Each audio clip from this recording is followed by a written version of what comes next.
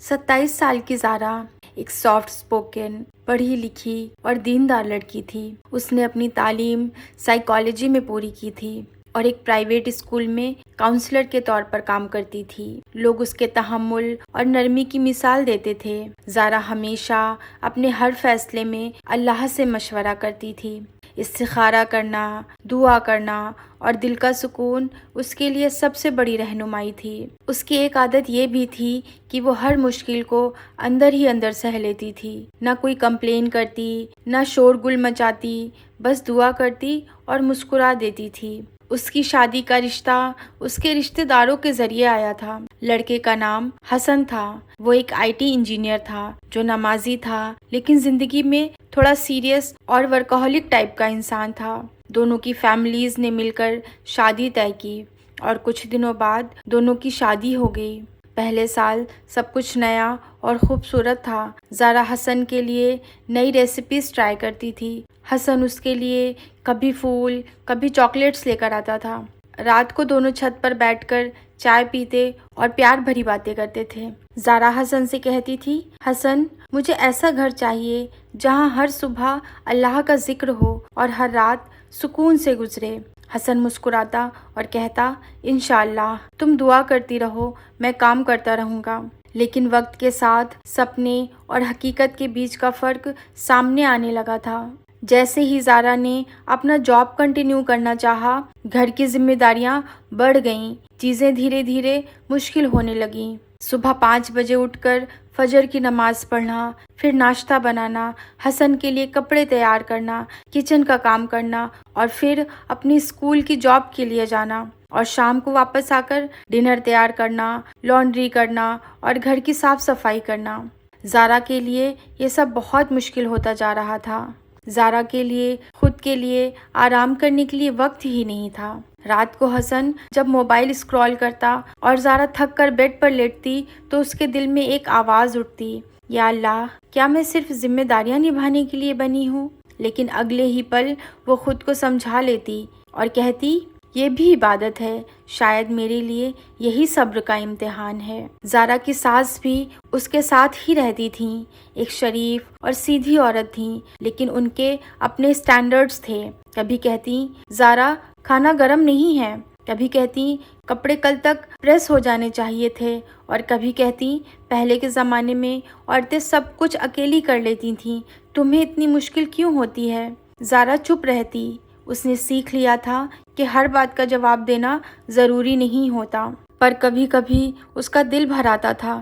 Bath room کے ایک کونے میں وہ خاموشی سے رو لیتی تھی تاکہ کوئی دیکھ نہ سکے۔ اس کے آنسو آواز نہیں کرتے تھے، لیکن وہ اللہ تک ضرور پہنچ جاتے تھے۔ وہ روز فجر کے بعد ایک ہی دعا کرتی تھی، یا اللہ، میری زندگی میں سکون اور صبر عطا فرما، یا اللہ، مجھے صحیح راستہ دکھا۔ حسن برے انسان نہیں تھے، لیکن ان کا دھیان زیادہ تر کام میں ہی رہتا تھا۔ گھر کے معاملات میں انہیں لگتا تھا کہ سب ٹھیک چل رہا ہے۔ ایک شام زارا نے ہمت کر کے کہا، حسن، مجھے کبھی کبھی لگتا ہے کہ تم مجھے سمجھتے ہی نہیں۔ میں صرف اپنے فرض پورے کر رہی ہوں اور تم اپنے فرض پورے کر رہے ہو۔ ہمارے بیچ محبت تو محسوس ہی نہیں ہوتی۔ حسن نے سرپرائز ہو کر کہا، ایسا نہیں ہے زارا، بس کام کا پریشر رہتا ہے۔ تمہیں پتا تو ہے میرا آفس کتنا ہیکٹک رہتا ہے۔ زارا نے نرمی سے کہا، مجھے پتا ہے، لیکن کبھی اتنا ٹائم تو نکال لو کہ ہم ایک ساتھ بیٹھ کر چائے پی سکیں۔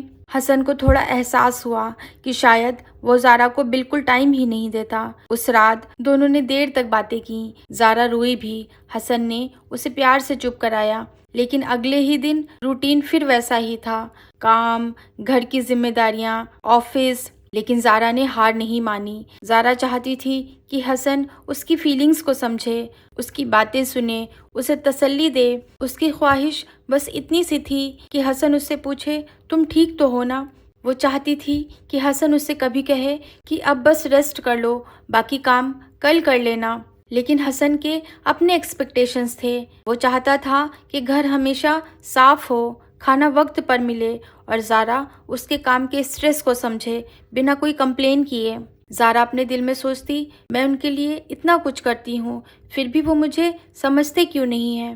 اور حسن اپنے ذہن میں سوچتا، میں اتنا کام کرتا ہوں، سب کچھ زارا کے لیے ہی تو کرتا ہوں، پھر بھی یہ ناراض کیوں رہتی ہے؟ دونوں ایک دوسرے سے محبت کرتے تھے، لیکن سمجھنے میں دونوں کمزور تھے۔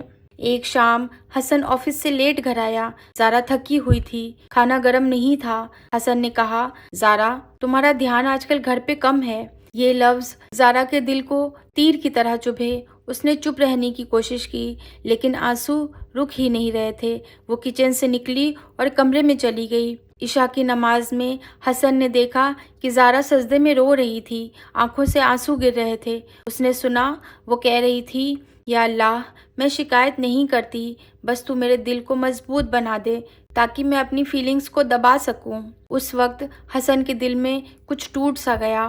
پہلی بار اسے احساس ہوا کہ زارا صرف گھر سنبھالنے کے لیے نہیں، وہ بھی ایک فرد ہے جو خود کو سمجھے جانے کی تمنا رکھتی ہے۔ اس نے سوچا، یہ لڑکی میرے لیے اپنے ماں باپ، اپنی زندگی چھوڑ کر آئی ہے، اور میں اس کے جذبات کو سمجھ ہی نہیں پا رہا۔ اس دن کے بعد حسن نے بھی زارا کے صبر اور شفقت کو محسوس کرنا شروع کیا۔ اس نے دیکھا کہ زارا کبھی کمپلین نہیں کرتی تھی، صرف دعا کرتی تھی۔ حسن نے اپنے اندر چھوٹے چھوٹے بدلاؤ کیے۔ صبح وہ ناشتے کے بعد کہتا، زارا تمہاری چائے کے بنا دن سٹارٹ ہی نہیں ہوتا۔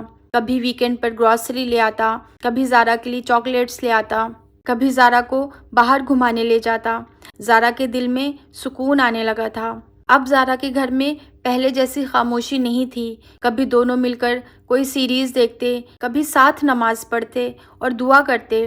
زارا کے صبر کا رنگ ان کے رشتے میں نظر آنے لگا تھا۔ ایک دن زارا نے کہا، حسن پہلے مجھے لگتا تھا کہ میری شادی ایک آزمائش بن گئی ہے، لیکن اب سمجھ آیا کہ اللہ نے مجھے بدلنے اور بہتر بننے کے لیے یہ سب لکھا تھا۔ حسن مسکرایا اور بولا، شاید مجھے بھی بدلنے کے لیے تم چاہیے تھی زارا۔ دونوں نے ایک دوسرے کی طرف پیار سے دیکھا اور ان کا دل سکون سے بھر گیا۔ زارا کے دل میں اب کوئی شکوہ، کوئی شکایت نہیں تھی۔ ایک رات اس نے اپنی ڈائری میں لکھا تھا، شادی ایک فیری ٹیل نہیں ہے، یہ ایک سفر ہے، صبر کا، محبت کا اور بھروسے کا۔ اگر نیت اللہ کے لیے ہو تو ہر امتحان ایک نئی برکت بن جاتا ہے۔ ہر شادی میں خواہش اور حقیقت کے بیچ ایک سفر ہوتا ہے، لیکن جب مرد اور عورت دونوں اللہ کے لیے اپنا دل صاف کر لیتے ہیں تو مس انڈرسٹینڈنگز بھی دعاؤں میں بدل جاتی ہیں، اور شادی ایک آزمائش نہیں، ایک سکون کا ذریعہ بن جاتی ہے۔ رات کے وقت زارا اللہ سے دعا کرتی، یا اللہ میرے گھر میں محبت اور ایمان کا نور برقرار رکھ، ہمیں صبر اور شکر دونوں کا دامن مضبوطی سے تھامنے کی توفیق دے۔ اور اب زارا محسوس کرنے لگی تھی کہ اس کی شادی سچ میں ایک رحمت بن گئی تھی۔ ہر شادی میں آزمائش ہوتی ہے، لیکن جو عورت صبر اور دعا کے ساتھ اپنے گھر کو سنبھالتی ہے، اللہ اس کے گھر میں نور اور سکون اتار دیتا ہے۔ اور جو مرد سمجھ جائے کہ بیوی بھی ایک انسان ہے، اس کے اپنے جذبات، اپنی خواہشیں، اپنی زندگی ہے، تو اس کے گھر میں برکت کبھی کم نہیں ہوتی۔